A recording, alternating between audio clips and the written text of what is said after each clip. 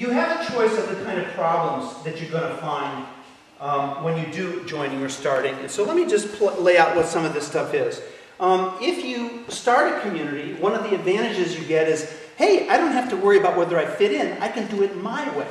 I mean, you know, if you're inspirational, there's a small number of people, you have a large say in how you set up the community, how you structure it, what your answer is to how much do I want to be in each other people's lives. You can make it be your way.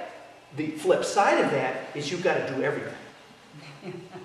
You don't, I mean, you know, it's a very small number of people that got to make it all up. Now, that doesn't, the good news is today, with, you know, the internet and all the information available, there's a lot of models out there, and so you can use somebody else's answers as a point of departure. You don't have to start with a blank slate. So there's help. However, you've still got to come up with answers for everything.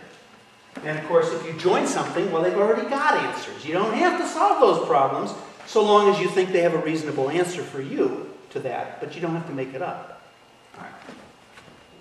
So here's some more. A disadvantage of starting a community is that you have to make a culture from scratch. You're making up something that's different from a traditional choice, and you've got to create it. If you join a community, the challenge is you have to adapt to the existing culture. You can make changes over time, but it's a very poor idea to like, okay, this is good raw material, I'll join here and I'll change them to my way of thinking. That's a bad strategy. I'm not saying it couldn't happen, but it's a setup for being disappointed. It's like, they're not looking for you to save them.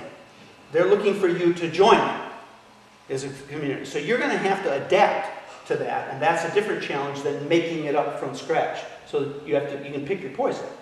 All right.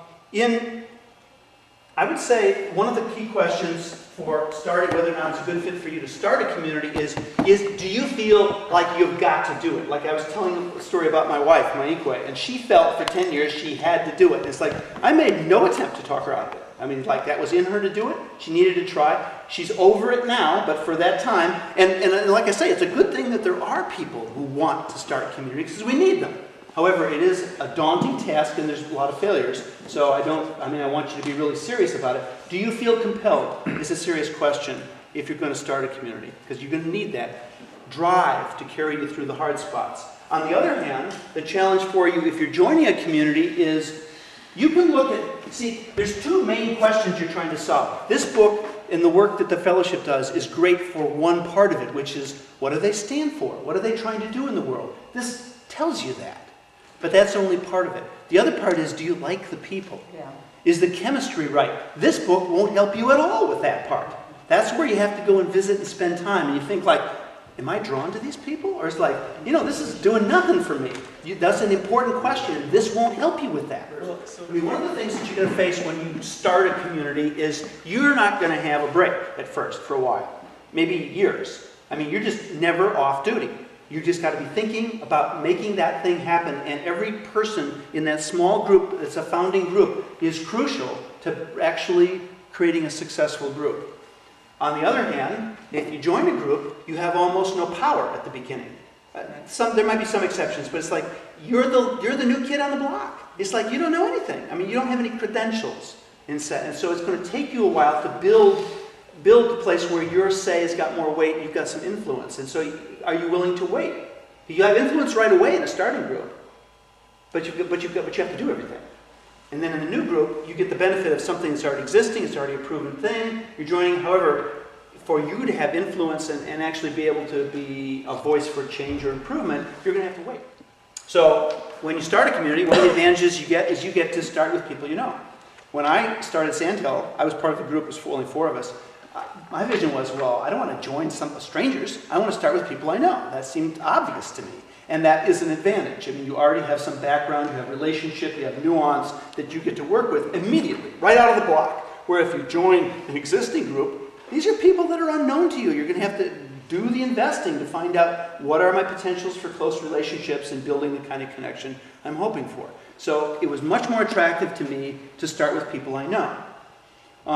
The other advantage, though, that I wasn't thinking of so much at the beginning, back 35 years ago, is that you get to start with a structure you know.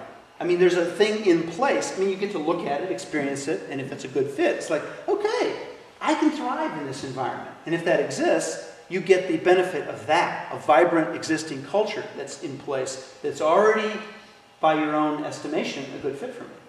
That's a big start. So that compensates for the fact that the people are new. You have to decide what's more valuable. Okay. So you might think, well, where does somebody like me stand who's like overlooking the whole movement and what do we need societally and whatever? Like, it doesn't really matter. You can't really make a bad choice. We need more communities and we need more robust communities. So like wherever you are that seems like a good fit for you, do it. As far as I'm concerned. I don't think there's a good and bad here. It's just that you're more likely to have trouble getting to a successful ending with a start than you are to have a happy life by joining an already thriving community. Say that again. You're more likely to not get to the finish line starting a community. There's more stumbling blocks to successfully building a vibrant community from a start than there is adding your good energy to an already existing healthy community. We need both, so it's not, you can't make a bad choice in terms of the world's needs. Any idea on the failure rate? Well, I think I do. I like my sort of off-the-cuff remark is it's like starting new restaurants. That is, most of them don't live to see their second birthday. Right. There's a lot of failures. Now, there's mitigating circumstances that make the success rate better today. Two things in particular. One is, in this world of the internet, when I started in 1974, I mean, it was a totally different world. It was very hard to find out what was out there or how people were doing what they were doing. Today, it's pretty easy to find out. It's not costing, it's just spend time at a keyboard. You can ask questions. There's all kinds of documentation. So there's a lot of models or templates that have been successful, available for you to look at. There's things like these books that didn't exist then to help you think about the right questions. It doesn't mean you're going to have good answers, but it does mean you're not so much in the wilderness. So there's much more information that's helpful available today, and that helps a lot. Okay. Now, the other thing is the culture's changing, and that there is more openness to ask for help today than there was a generation ago. So, for instance, one of the things I do, and I worked with Joel's group because some years ago, interestingly, in this room, about 5 years ago. That's kind of eerie. But I am a process consultant. I work with groups around how do you get the good stuff and not so much of the bad stuff. What does that mean? What are these key questions? How to navigate tension in the group. And I'm doing a workshop this afternoon on conflict and what does that look like and how can that be actually a good thing rather than a problem. Anyway, I do that work, and so when I started doing it, it was kind of exotic and unknown to be a process consultant in the cooperative world. Now there's a lot of people that put out a shingle in this area, and it's not unusual for groups to think, oh, we can ask for help. We don't have to do this on our own. Whereas a generation ago, people didn't ask for help. Today they do. So there's a willingness to learn what others have already learned rather than reinvent the wheel. So that better culture makes it more likely that groups will have soft landings rather than crash landings. So for both of those reasons, I think there's a higher success rate today than there was, but there's still a lot of failures.